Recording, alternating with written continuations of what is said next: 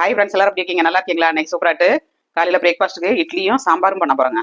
நைட்டே இட்லி அரைச்சி வச்சுட்டேன். மாவு நல்லா பொங்கி வந்துருச்சு. சாம்பார் நல்லா கொதிச்சிருச்சுங்க.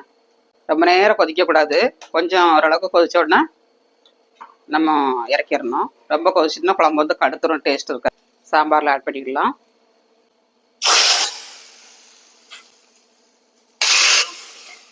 அதுக்கு பாருங்க சாம்பார். இப்போ இட்லி கூட வச்சு சேவ் பண்ணி சாப்பிடலாம். ரேஷன் அரிசியில் எப்படி இட்லி பஞ்சு மாதிரி வந்திருக்கு பாருங்க.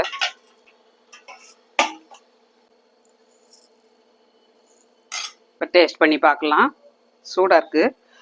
சுட சுட சாப்பிட்டா தான் ரொம்ப டேஸ்ட்டாக இருக்குங்க. சூப்பராக இருக்குங்க. 2 உப்பு தான் காணாது. டேஸ்ட் அட்டகாசமாக இருக்குது.